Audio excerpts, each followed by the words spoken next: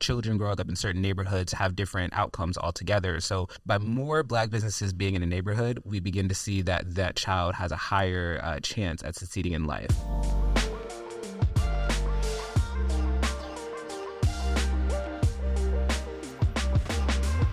Hi, everyone. I'm Dr. Alex Carmadell, VP of Policy and Research at the Atlanta Wealth Building Initiative. We're a catalytic nonprofit that's based in Atlanta and works across the South to build the wealth of Black people. This is our podcast, Black Wealth Unlocked, where we come together to sit down and talk about some of the unconventional ways that we can close the racial wealth divide. And today I'm joined by my colleague, Jarryd Bethea, who will discuss how we can use entrepreneurship and business ownership as a tool to build wealth. I'll let my colleague Jarryd kick it off. Thanks, Alex, so much for having me on the podcast today. This is my first podcast. Excited to be here with you. Yeah. So as Alex mentioned, my name is Jarryd Bethea. I am the Senior Research and Policy Associate here at the Atlanta Wealth Building Initiative, and I'm supporting the Policy and Research Department on how we can really talk about community wealth building strategies, not really advocating for this piece of like, Black exceptionalism and a Black millionaire, but this piece of like, how do we actually lift our communities up and have wealth that's going to be able to transfer through generations. And so a little bit about me, I suppose. I've been with the Atlanta Wealth Building Initiative for a little over a year. And I am originally from Atlanta or the metro area, depending on who you ask. So I won't tell you exactly where just yet. I guess you'll have to stalk me to find out. Great. So, the topic is business, but before we get into some of the data and the research and the policy specifics, I'm curious to know just what are some of your favorite types of business to patronize? Mm-hmm. Yeah, we were talking about this the other day. So I think for me, when I'm looking for businesses, I'm truly just looking for more so unique pieces. I think we've kind of entered into this piece of like mass consumerism and over consumerism. And, I have to say a pet peeve of mine is going out in the evening and somebody having on the exact same clothing that I have on. Yeah. So when I'm out, it's true. It's very true. But when I'm out shopping and looking for things, I'm often looking for those like smaller businesses that maybe just have one or two store presences, something a bit more localized. One, I think it allows me to have something that I feel like is unique or even possibly custom made for me. But it also allows me to have a greater sense of connection to the item that I'm purchasing, like maybe being able to understand the supply chain better, being able to know that they provide better working conditions for their workers. Like I think there's a more holistic piece to the way I typically like to spend my money. Yeah, I love that. So businesses that don't prioritize like the over-consumerism aspect, I love that. And for me, it's more about community spaces, businesses that facilitate like community building and even in some cases community organizing, or just places where you can really kick off your shoes and relax, like a bar, a cafe, places that perform music or have live music performances. So we've talked about this a lot. Some of the businesses that we just described, like we're often like, are those here? Like, where can we find those spaces? And we'll talk about this later, but sometimes those spaces were here, but they're starting to disappear. Yeah. I'm curious to know, like, do you feel like Atlanta's a hub for those kinds of businesses? I think Atlanta is a hub for entrepreneurial endeavors for sure. I think there are a lot of people here who are hungry, who have ideas. I think there's a lot of capital. I think there's a lot of movement building around, getting to a place to start these businesses. But I will say, I think we've kind of lost a little bit of that essence, right? Like I think, especially being from here in the metro area, we've really succumbed to this big box retail or this idea that everything has to be, everything that's here is somewhere else, right? Yeah. And so I think for a lot of us natives, some of that core identity, some of those little shopping centers that we used to go to are gone. But I mean, there are places that have done really well at preserving that. So we can talk about Little 5 Points, for instance. I mean, those businesses in that area have really kept that nature of being unique to Atlanta, being unique to Little 5 Points. So I think there's certain pockets you can find, and the city's certainly doing some work to revitalize. If you're thinking about the underground and some of those businesses that may be popping up there, but we've lost a couple. Yeah, that's real, and we'll talk that's real, and we'll talk a bit more about why that might be and what we can do about the loss of some of the businesses that we care about. I'm curious. So we also talk about these rankings that come out about Atlanta often. LendingTree is a popular publisher of rankings, and for 2 years in a row, they ranked Atlanta as having the most Black-owned businesses in the country compared to other metros. Yeah. And 2 years in a row now, Atlanta's been number one on that list. And I'm curious to know like what your thinking is about that. Like, do you accept that as like ultimate truth, or is there more to the picture that we're not seeing in those rankings? Well, I think for one, anytime we win, we win. So, I mean, if we have two kind of, consecutive years of being the best place for Black businesses to start in the entrepreneurial ecosystem, I think we should applaud that, right? I think titles are good for the city overall. But I do think that those kind of rankings don't do so much to highlight some of the systemic issues that business owners may be facing. So some of those underlying things just aren't really being addressed. I think also if we interrogate the data just a little bit more, we begin to see that some of that data is, while not incorrect, maybe biased is what we could call it. So the data that they use speaks exclusively to employer firms here in Atlanta. And so there's this notion kind of amongst us people who are dealing with this kind of macro data to understand that there's employer firms and non-employer firms. And so the non-employer firms are going to be any businesses that don't have an employee. So it's just a sole proprietorship, just an entrepreneur kind of running it. And I'm sure we all know some of those people here in Atlanta. But when you bring that factor into the number, those rankings dramatically change, right? You begin to understand that the ecosystem for small Black businesses, it is different. And we may not be number one, and that's okay. But how do we have the discussion to actually be number one, like holistically, I guess unchallenged through the data? Yeah.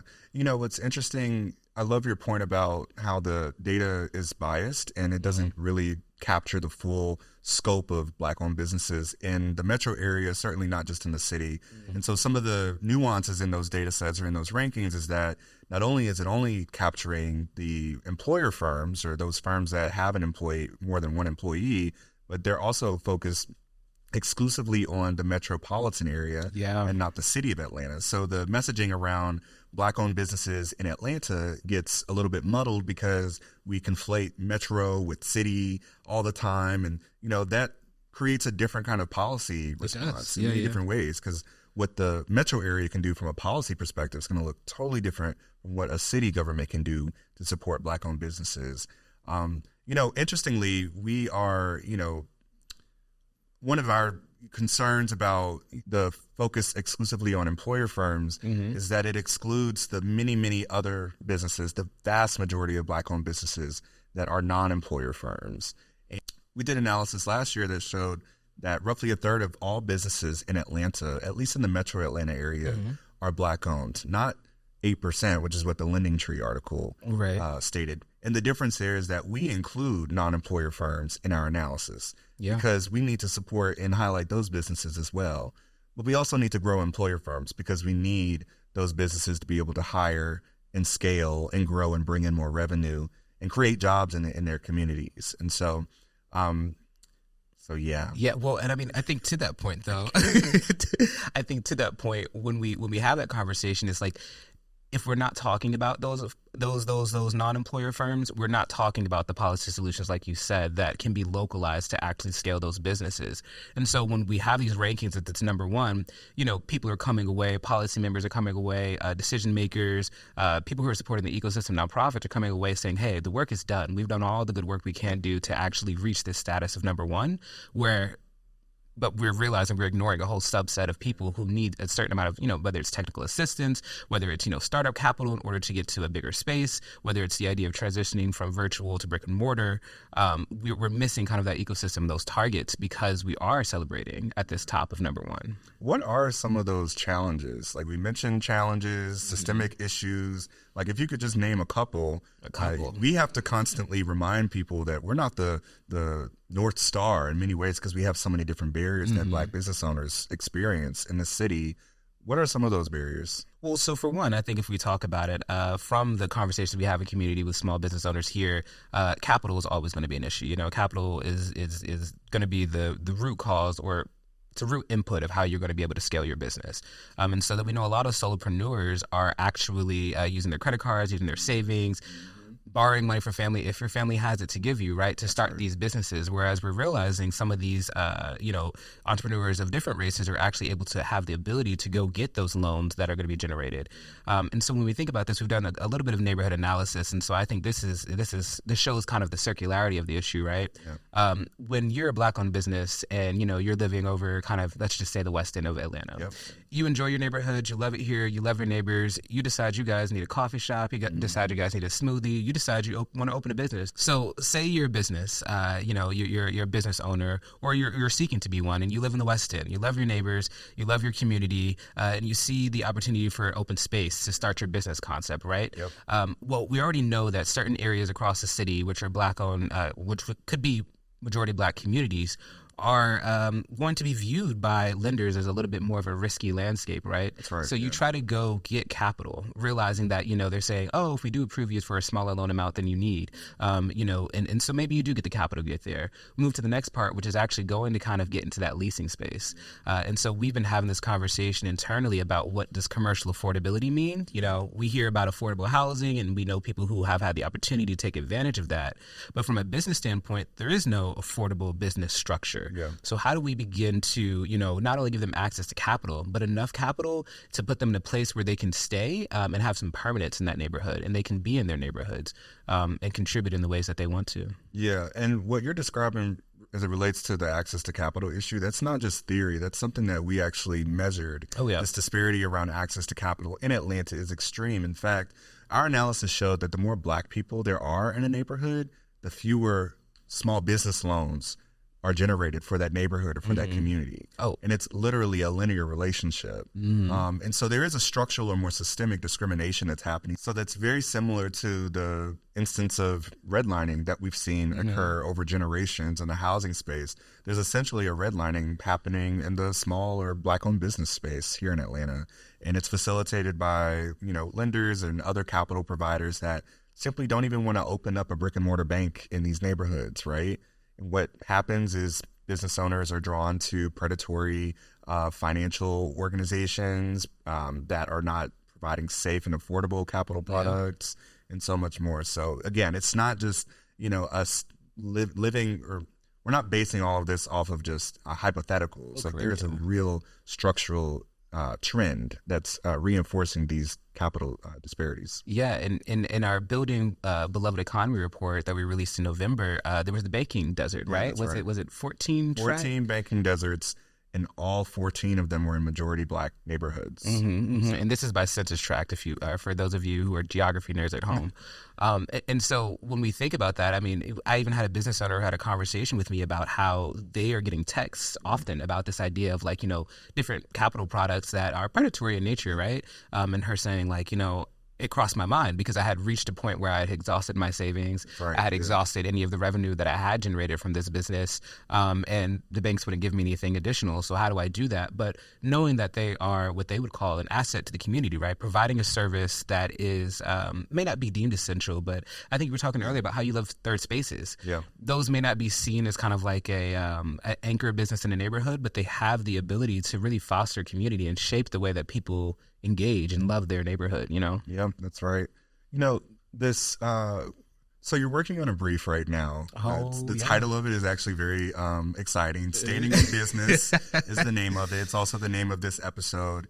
And we get into some of the more nuanced experiences of business owners and speak specifically to how those business owners have an effect on neighborhood well-being. Okay. But we came to this study through some experiences we had with business owners, literally going door to door and talking to Black-owned businesses. I'm curious if you want to share kind of that experience and how it led into this bigger investigation through the brief and what some of those findings and recommendations are coming out of it. I should say that in this brief, one of the businesses we visited, or in the research that Alex is talking about, it was one of his favorite businesses that has closed. So he has a deep passion for this. Yes, I'm one of. It's a vendetta at this point.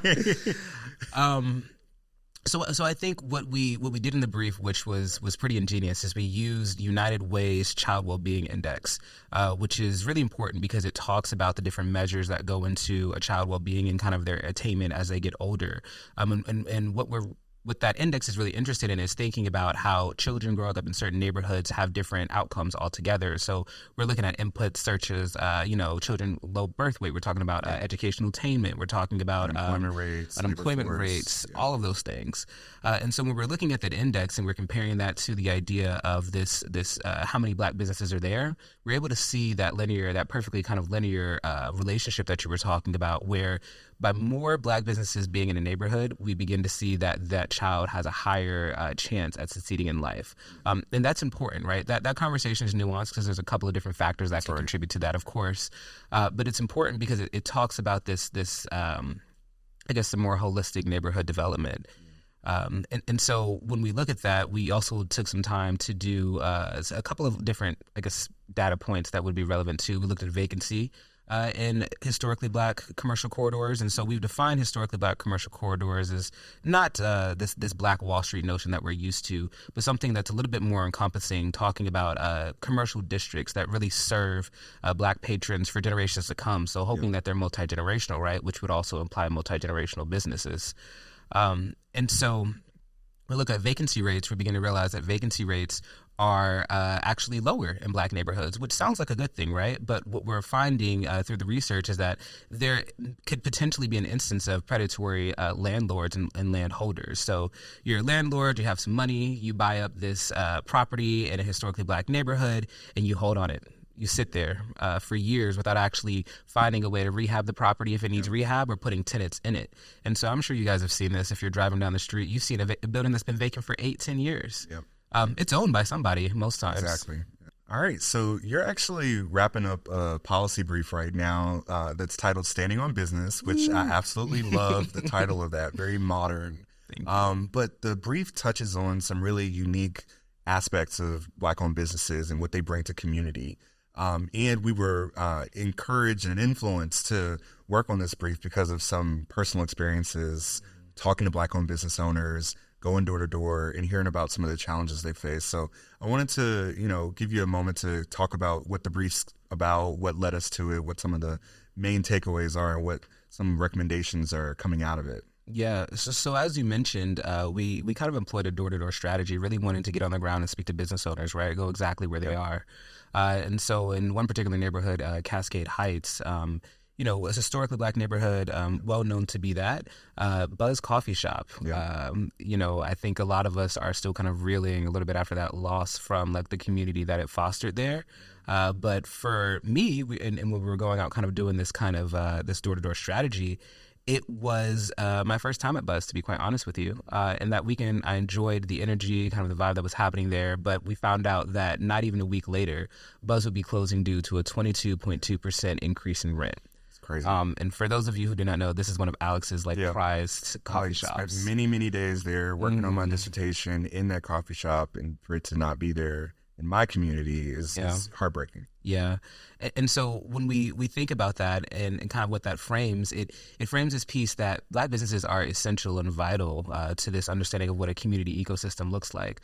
Most people don't want to just live in a community and have nowhere to shop, eat, spend time with family and connect with neighbors, right? Everyone kind of wants this piece of what a livable, walking kind of community looks like from a holistic perspective.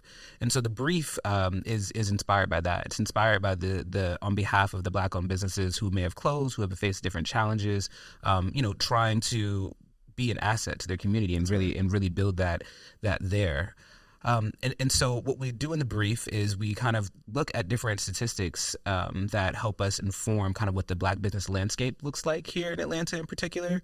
And so it's called Standing on Business because there's obviously businesses, standing on business, but really wanting to solidify that we're here to understand, well, how can we as people stand on these businesses to support them, because they have supported us.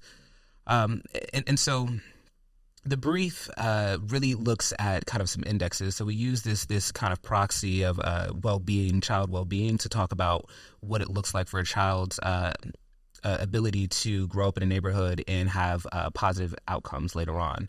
And so kind of what we're doing with the data is we're able to look at Black-owned businesses across the city and map that in a relationship with neighborhoods and child well-being.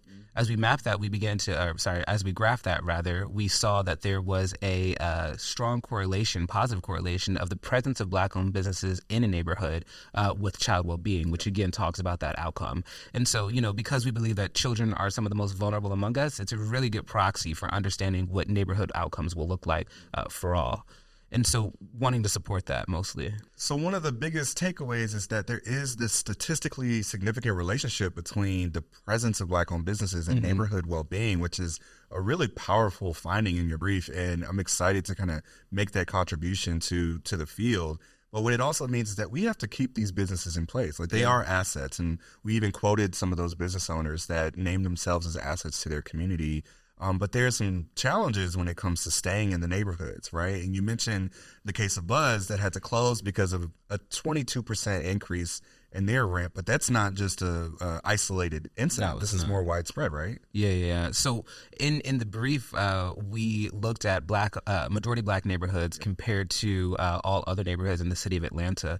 And what we were able to find there is that in majority black neighborhoods, the rent for commercial space has increased by 98% over, I believe it was the past 10 years. Yeah, 10 years, yeah. And so when you think about that, I mean, that's like way more. It's unsustainable. And so you think about that, right? We think about that we've gone through a pandemic. We've gone through kind of mass layoffs. We think about kind of the base of who was supporting these businesses. It's hard to support a business when they're raising prices, but not raising prices because they're greedy or anything like that, right? Raising prices because they're being priced out of their neighborhood. And so, I mean, I think when we have this conversation, that is a baseline issue, kind of full stop, that we need to have a conversation about. Yeah. Fundamentally, there aren't as many tools in the toolkit to support the preservation of Black-owned businesses, commercial space that's affordable compared to housing, where we have a lot of different policy tools. And so, some of the things that we're trying to encourage our partners and our policymakers to do is establish these tools that can help these businesses stay in their neighborhood, continue contributing services and products that ultimately promote better well-being, right?